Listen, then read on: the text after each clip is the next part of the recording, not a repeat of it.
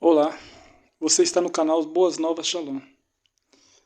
Uma certa vez, um pastor amigo meu me disse: Irmão Adriano, você quer pregar muito? Pregue pouco.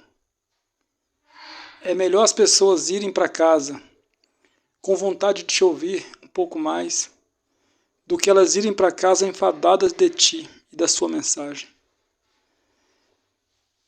Ao longo da minha vida, eu sempre recebi bons conselhos de pastores e mestres que me ajudaram na minha caminhada cristã. E ao longo desses anos, eu tenho observado os jovens pregadores que têm iniciado seus ministérios da pregação, os desafios que esses jovens têm enfrentado nos dias de hoje. E por isso eu gostaria de compartilhar com vocês alguns desses conselhos que eu recebi dos meus amigos pastores, grandes mestres, que alguns já dormem no Senhor, outros ainda estão na caminhada comigo. Eu até pretendo algum dia trazê-los aqui no canal para pincelarem um pouco da sua experiência para vocês e para mim também. Mas eu gostaria neste momento de compartilhar com os jovens pregadores alguns conselhos que eu recebi ao longo da minha vida e da minha caminhada cristã. O primeiro grande conselho, amados irmãos, que nós devemos dar a um pregador é concernente à palavra de Deus, é o seu trato com a palavra de Deus. A Bíblia diz que toda a Escritura é divinamente inspirada por Deus. Ela é apta para corrigir, para instruir em justiça, a fim de que o homem de Deus esteja preparado para toda boa obra. Foi o que o apóstolo Paulo disse lá no livro de Timóteo. Na sua carta a Timóteo, ele disse que o pregador é necessário estar preparado para toda boa obra. E por isso nós devemos nos ater a esse quesito, o trato do pregador com a palavra. A primeira grande chamada de Deus para o homem, ela é universal. Deus chama todos ao arrependimento, é a chamada para a salvação. Mateus capítulo 11, verso 28 até o 30 diz assim: Vinde a mim, todos os que estão cansados e sobrecarregados, e eu vos aliviarei. Tomai sobre vós o meu jugo e aprendei de mim, que sou manso e humilde de coração, e encontrareis descanso para as vossas almas, porque o meu jugo é suave e o meu fardo é leve. Então a primeira chamada de Deus ao homem é para que ele seja salvo. Deus quer salvar o homem, então ele chama a todos. Essa é a primeira chamada. E a segunda grande chamada, ela é específica. Ela já não é mais aquela chamada para a salvação, é uma chamada específica. E essa chamada, amados, ela está registrada no livro de Mateus, no capítulo de número 4, verso 19. Jesus ia passando e alguns discípulos estavam ali, lavando as suas redes. De repente Jesus olha para eles e diz assim: Vinde após mim, e eu vos farei pescadores de homens. Então essa chamada, ela não é mais aquela chamada, aquela primeira chamada universal que é para a salvação. Ela é uma chamada específica. Jesus, ela é uma chamada que vem recheada com uma promessa. Jesus diz assim: eu vos farei pescadores de almas. Então Jesus, amados, quando ele chama os seus discípulos, ele tem um período de treinamento com esses discípulos antes de enviá-los para pregar o Evangelho. Jesus passou cerca de 3 anos e meio ali pregando, na região da Palestina.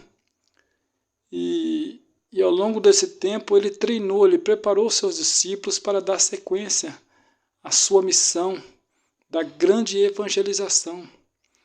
E no final do seu ministério, ele envia esses discípulos, ele disse assim: ide por todo mundo. Primeiro ele disse: vinde, depois ele disse: ide a mim, ide por todo mundo, e pregai o evangelho a toda criatura. Quem crer, for batizado, será salvo, quem não crer será condenado, e estes sinais seguirão os que crerem. E ali por aí vai. Mas interessante, amados, que existem essas duas chamadas na vida do homem. A primeira, salvação. A segunda, preparação para envio, para pregar o Evangelho. E as pessoas, amados, que se atêm a essa segunda chamada para pregar o Evangelho de Jesus, ele precisa se conscientizar de alguma coisa. Porque como arauto da verdade, você precisa, acima de tudo, procurar apresentar-se a Deus aprovado, como obreiro que não tem do que se envergonhar e que maneje bem a palavra da verdade. Você precisa, amado, se preparar, porque você precisa apresentar-se a Deus aprovado. Uma pessoa que não tem do que se envergonhar, amados, uma pessoa que maneja bem a palavra da verdade, uma pessoa apta a pregar o Evangelho. Nós vivemos dias em que muitas pessoas que estão pregando o Evangelho não têm a menor condição para tal ato. E aí é triste, né, amados, quando você adentra um determinado recinto e você vê um pregador que não tem a menor qualificação para tal ato. É muito triste. Outra coisa que o pregador precisa, ele precisa viver aquilo que ele prega. Viver aquilo que ele prega. Quantas pessoas estão pregando algo e tendo um estilo de vida totalmente diferente daquele qual ele está pregando? Jesus disse que os fariseus eles ensinavam um monte de leis e ordenança para as pessoas, mas eles mesmos não estavam dispostos a mover nem com um dedo. Que demagogia, né, amados? Nos dias de hoje não é muito diferente, não. Nós temos pregadores que são a mesma coisa, amados. Eles ensinam, pregam e fazem aquele fogaréu ali no arraial. Mas saindo dali, amados, o estilo de vida desses pregadores não tem nada a ver com aquela mensagem que ele apresentou no púlpito da igreja. Simplesmente é uma pessoa que vive uma mentira. Ele vive uma mentira. A vida desse pregador, ela não tem nenhum tipo de embasamento, ela não tem consistência. Ele prega uma coisa e vive outra. Não coincide, a vida dele não coincide com a sua mensagem. Uma certa feita, Moody estava caminhando num determinado país e quando ele estava indo embora, ele adentrou em um trem, um repórter correu até a janela do trem e falou com Moody assim: olha, Moody, me dá uma mensagem para eu dizer para o meu povo. Moody pegou um pedaço de papel, rabiscou ali algumas palavras e entregou para aquele repórter. Quando ele leu, estava escrito assim: a minha vida é a minha mensagem. Olha só que interessante, amados. O pregador precisa viver aquilo que ele prega. Porque senão, amados, ele vai ser simplesmente um sino que tine. Simplesmente barulho. Simplesmente está fazendo barulho. Outra coisa que o pregador precisa é não se embaraçar com os negócios desta vida. Quantos pregadores estão com a sua vida toda embaraçada? Muitos, amados. Grandes, pequenos, famosos, anônimos, inúmeros pregadores embaraçados com negócios dessa vida. Quando você olha na internet, você vê aí grandes pregadores aí embaraçados com mulheres, dinheiro, política e uma infinidade de coisas, né, amados, que não é até chato ficar falando. Mas são pessoas, amados, que não atentaram para essa palavra do apóstolo Tiago. Aquele que se milita, né? O apóstolo Paulo disse também, aquele que se milita para essa obra, ele não deve se embaraçar com os negócios dessa vida a fim de agradar aquele que o alistou para essa obra. Então, para o pregador é muito importante que ele tenha uma conduta que não lhe dê, que não desabone, né, a sua apresentação. É triste demais, amados, quando você é chamado para ouvir um pregador e alguém diz assim: é fulano de tal que está vindo. Aí você coça a cabeça e fala: puxa vida, fulano está com um problema assim, assim. Aí você fica meio aquele pequeno pé atrás, né, com aquele pregador. E as pessoas começam a tecer comentários maldosos acerca de tal pregador. porque a mensagem desse pregador, amados, acaba sendo deturpada pela sua conduta. Ele está embaraçado com negócios desta vida. E o pregador ele não pode se embaraçar. Ele tem que ter uma conduta que não desabone.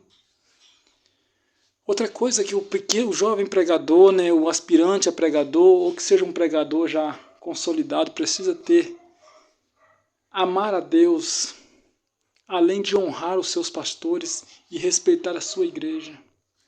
Eu conheço pregadores que não amam a Deus coisa nenhuma. Conheço pregadores também que não respeitam seus pastores. Eu conheço um monte de pregadores que não tem nenhum respeito, que não tem nenhuma... o que podemos dizer? Que não tenha nenhuma simpatia pelos seus pastores. São pessoas totalmente alienadas. E um tipo de pregador desse, amados, ele está fadado ao fracasso. Um pregador que não honra os seus pastores. Eu conheço um monte de pregadores que, ao invés deles honrarem seus pastores, eles são os primeiros que tecem rebeliões na igreja. Eles são os primeiros que arrumam problemas para os pastores, embaraçam a igreja. Então um pregador desse, amados, ele vai trazer uma série de problemas para a sua própria vida espiritual. Honrar os pastores e respeitar a igreja. Olha, amados, isso é interessante, eu quero até me ater um pouco mais nessa passagem. Respeitar a igreja.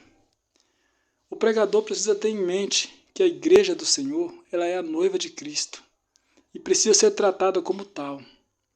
Você não pode chegar na igreja e usar a igreja, o púlpito da igreja, como um palanque político para fazer os seus discursos em favor de si próprio ou de outro. Jamais. A igreja precisa ser respeitada como a noiva de Cristo que ela é. Você não pode, amados, chegar na igreja e começar a faltar com moral, com a ética, começar a dar aquele showzinho. Tem pregadores, amados, que não têm o devido respeito. Eles usam os púlpitos das igrejas para dar os seus showzinhos particulares. Uma verdadeira vergonha. Eles querem desabafar em cima da igreja, eles querem tratar a igreja de qualquer maneira.